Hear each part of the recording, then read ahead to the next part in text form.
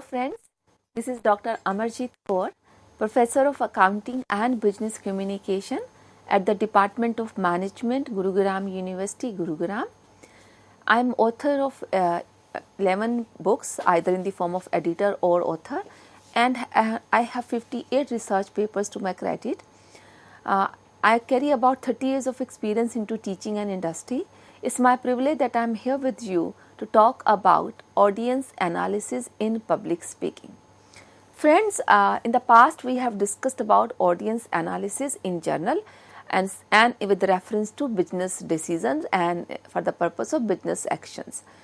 Today my focus is, I am going to discuss audience analysis in the context of public speaking, right? So, we all are very keen to be good public speakers, and there are a couple of things which we need to take care while we pursue this skill of public speaking. So, public speaking, as the name suggests, is a very important aspect of anybody's communication, and those people who are able to address public, the large gathering or a small gathering, but in public, they are the ones who are conscious about many facts, including audience analysis. So friends, before we talk about audience analysis in public speaking, let's understand what is public speaking. So, public speaking, also called as oratory, is an act or skill of delivering speeches on a subject before a live audience. The communication is deliberately structured to inform, persuade and entertain. So, as this definition has made you understand that public speaking, it is also known by other name, oratory. So, somebody who is able to speak in public is known as good orator or orator. So, it is an art or an act of delivering speeches on any subject, but in the front of live audience. So, the audience are there and somebody is speaking on some subject matter, on some topic, right? So, the people who do that, who does this job, are known as orators, or this skill is known as oratory. And it is a communication which has some purpose, some objective. So, there's either intention to inform something or to pursue some idea, some thought, some notion, and it could be to just to entertain somebody, by singing, by performing any art on the stage for people, or just in any cafe, in any area. So, the whole purpose is that we have certain objective which we want to get communicated to the audience. So, that's what is public speaking. Further, public speakers, they influence listeners to make a change or adapt something, to stop or start something, try something new or reach their goals. Public speaking is important because the speaker can motivate others to go in the desired direction. So, the people who are into public speaking, so we call them as orators or public speakers, their whole objective is to influence the listeners, the audience they have, right? So, what kind of influence they want to make? They want to make a change, or they want them to adapt something. Let's say if I am trying to convince to about 40 people in my colony in an RWA meeting, the idea to segregate waste, right? So, I want to bring that change of segregation of waste. So, I am talking about the waste management, the most environment friendly practice to segregate waste into dry and the wet, dispose. So, in that direction. So, that is my intention, that I could change the listeners. They are, in this example, those women or those colleagues or those friends around, to make a change in their practice. They have been putting the garbage together, but I am pursuing, let's say, to segregate the waste into different parts, right? So, this is what that I am trying to influence. It could be to stop or start something, so it means in the same thing I am trying to tell them to stop that, stop putting the garbage into one go, in one single bin, Rather, I am trying to ask them to try, from future, try to segregate. So, make a new beginning, make a start of different practice. So, this is the purpose that I am trying to influence. It could be, try something just new, which has never happened, and let's say there was some machine which has been introduced, which segregates the waste by itself. Just put there's a specific bin which has just came into the market. You just need to put that bin, you need to install that bin in your house.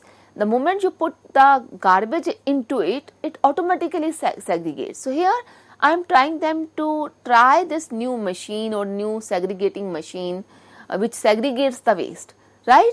So, just the new thing to be tested or tried. And it could be simply to reach their goals. So, they may have certain goals and somebody is trying to influence them.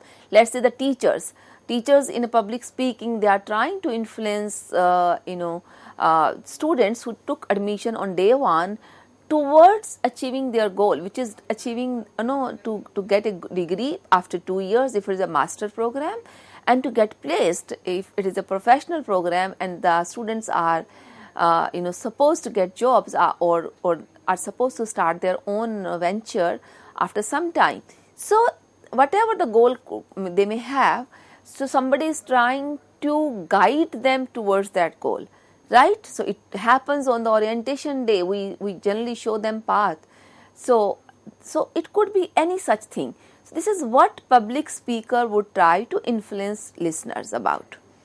And the public speaking is very, very important, because this is the opportunity for a speaker to motivate others, and take decision in the directions which is desired by the speaker. So, be it a teacher influencing students, be it mom influencing 3 children, be it any just a politician influencing the gathering, or somebody who just there and as a president of any body, as a speaker, as a public speaker, nothing as a guest speaker for any particular event. So, the purpose is to show certain directions to the people towards the idea you are trying to sell or you are trying to pursue. After understanding the public speaking meaning, let us talk about the objectives of public speaking. There are a couple of objectives. I am going to talk about them one by one. The first objective is speaking to inform. The second objective is speaking to persuade. The third objective is speaking to entertain. Fourth objective is to speaking to actuate. And the fifth objective here is speaking to demonstrate. So, let us take the first one, speaking to inform. Here the purpose of public speaking is just to inform. Let us say in a large gathering, somebody announces that election will be held on X date.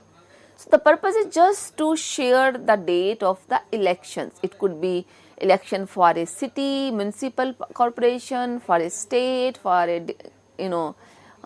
for parliament, for Lok Sabha. It could be election for a president of a student union. It could be election for a RW. Simply a date was shared, right.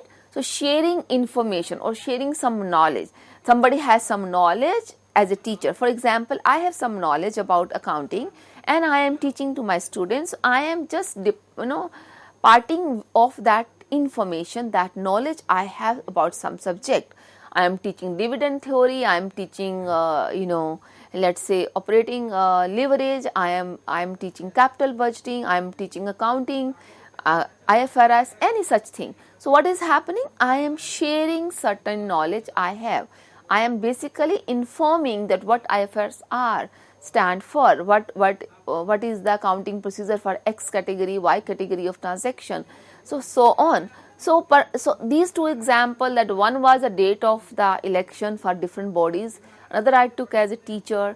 So, in both of the cases, we are speaking as a public speaker to inform.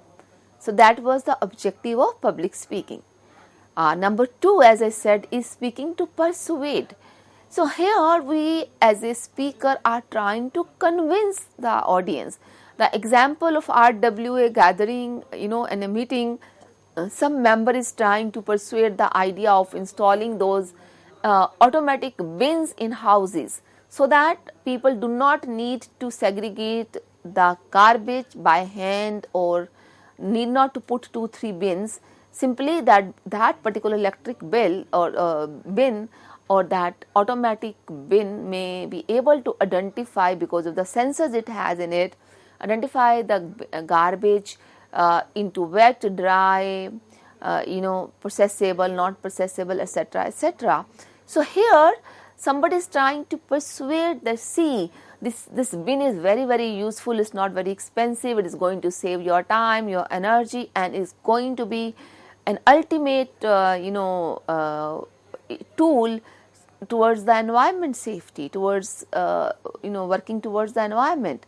So this is, somebody is trying to persuade that idea, right? The third objective of public speaking could be speaking to entertain. So for example, let's say there's a birthday party going on in your family, and you all started wishing the person whosoever is the birthday boy or girl. Along with you are communicating your wishes, but you are highlighting the kind of relation you share with the person, the kind of traits the person has, what all you admire in that person.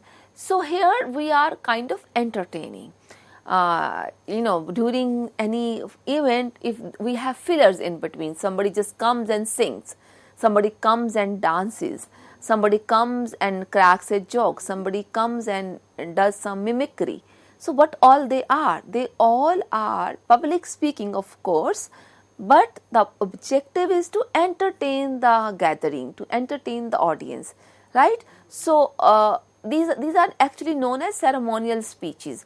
It doesn't mean we are trying to entertain only at good occasion. At somebody's death, people speech, like deliver a speech, remembering the person, talking about his achievements, his failures, talking about whatever he has gained or lost in life, remembering the kind of relationship. Even that is a public speech, it's a ceremonial speech.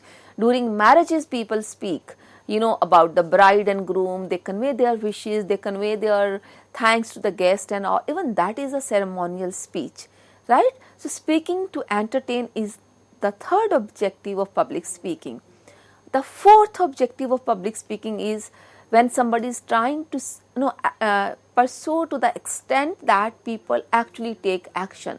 We call it as speaking to actuate. This is what most of the politicians would want. When they deliver their speeches during election days, they really make sure to communicate in a way that the people take action by voting them, by voting to the party they belong to, right? So this is to actuate. So here that particular speech is actually has all that content which is able to make people convinced to take action. So it is a higher level of persuasion. In persuasion, you are trying to convince audience with your idea. Here you are just not trying to convince. You are actually asking them to take action, maybe in front of you, maybe after some time. For example, if I'm as a dean, I'm taking a round and I found somebody throwing some wrapper outside the dustbin in my college or my university, and I just kind of looking at those students, a group of students, I spoke about the importance of cleanliness, importance of environment, importance of responsibility, and I made them convinced that they were wrong, they did not do a right action, and I asked them to pick up that wrapper and put it in the bin in front of me. So there were 15-20 people in the group. They realized their mistake and did that. What does that mean? This is what is an example of speaking to actuate, right? So I made them to take action right in front of me. It doesn't mean right in front of me is always not that possible, but sometimes the action is required to be taken after some time. For example, in voting, people do not vote while they are listening to the speeches. We have certain date up to which any politician, any member of the political party can actually talk about the agenda of the party, can pursue voters, and the actual election date, on that day nobody is allowed to make any public speaking, right? So the action is taken after the speeches, public addresses are over, right? So this is the speaking to actuate, the fourth objective of public speaking. And the last, fifth objective is that when we want to demonstrate something, I am speaking and let's say I am gathering about 100 people and showing them how does a machine work, right? How does a particular machine works, a tool works, or concept works, and any such thing. So here I am trying to demonstrate something. So it could be about any concept, any process, any tool, any machinery, etc. Right? So this is what is known as objective of public speaking. Now coming to the next topic for today is skills which are required for public speaking, because our ultimate objective is to discuss that how to do audience analysis for the purpose of public speaking. And for that purpose, in the background, initially I want you to understand what public speaking is, what are the objectives of public speaking, what are the skills required for public speaking, and then we will reach to the audience analysis, which is the most important part for public speaking. So all the skills which are required for public speaking are basically here. Number 1, communication skills. Number 2, clear articulation. Number 3, ability to carry audience analysis. Number 4, ability to connect with audience. So the first one is communication skills.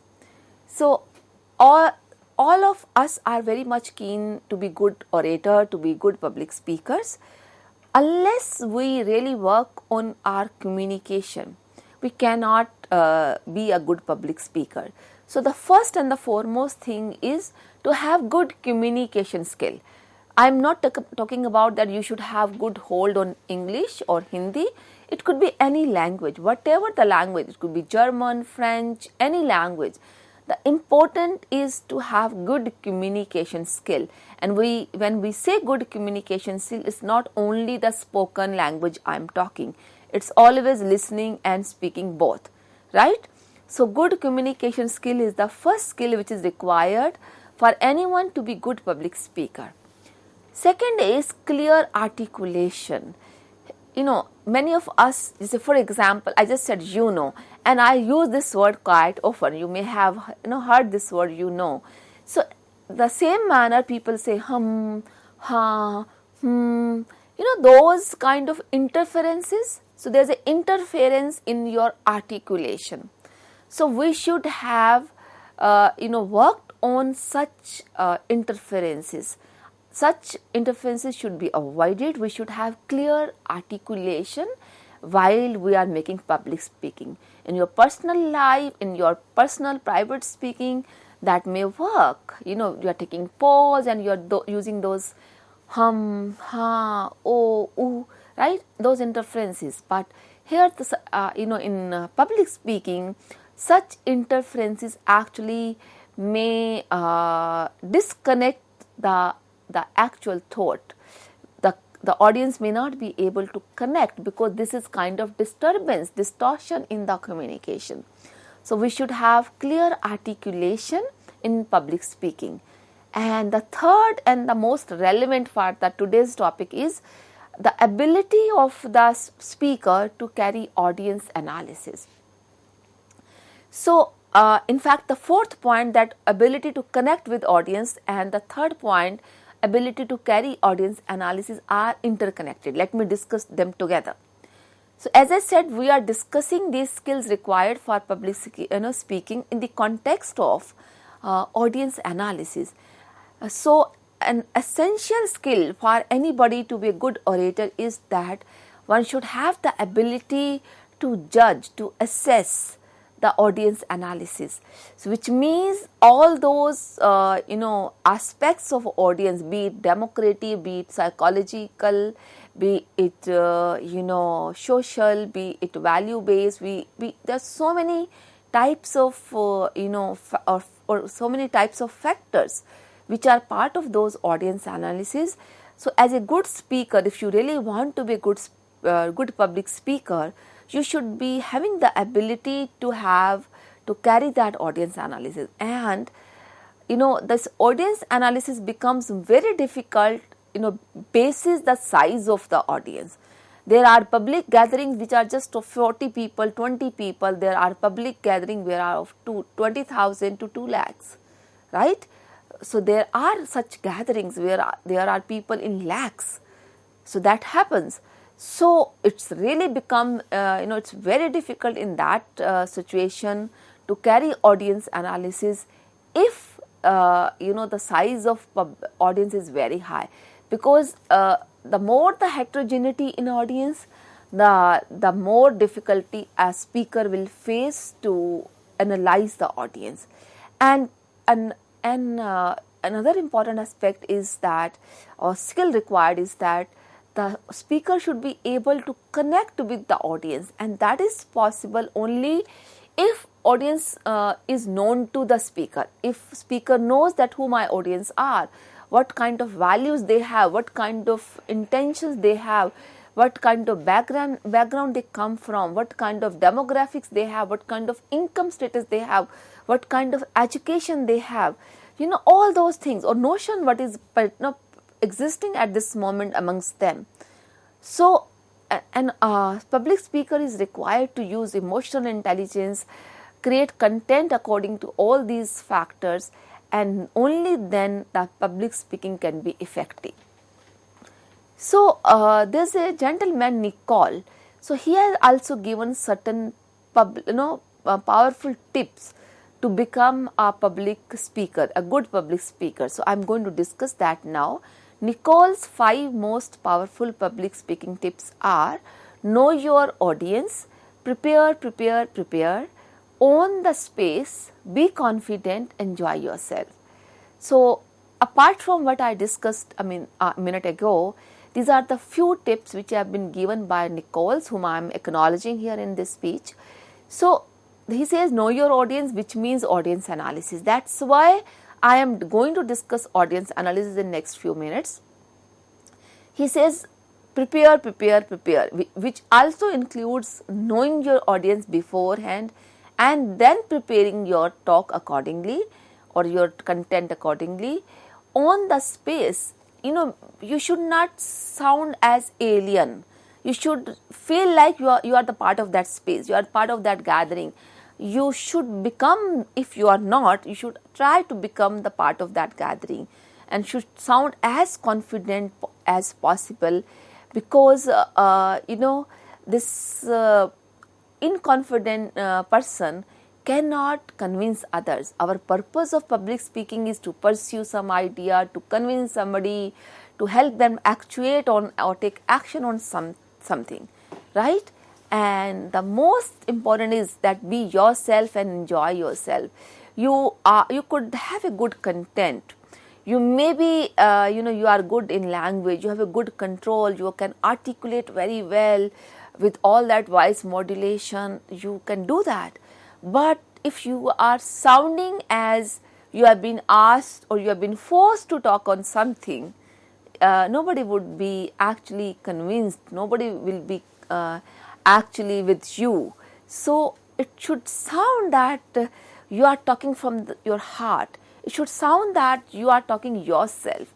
You are enjoying while talking on that topic, right? So this is what all Nicole has said. Now the last aspect, I want to come to the audience analysis, which we will carry in the next half as well. So the audience analysis refers to the method to identify audience and adapting a speech or presentation to their interest, level of understanding, attitude and beliefs. It is a process of collecting maximum information about an audience to better understand who they are and what they care about. So audience analysis, as this slide would have showed to you, it's a method, and a method to identify the audience and then to adopt the speech or the presentation if we are making to them as per their interest, as per their understanding, their attitude, their beliefs. So these all things are very, very important. So because we want to understand audience and we want to know who they are, what they care about, right? So unless we are able to collect maximum information about all this, we cannot deliver a good public speech, right? So it's a process of collecting maximum information about audience. We will carry on this topic in the next half as well. Please be with me. Thank you very much. I will stop now. Thank you.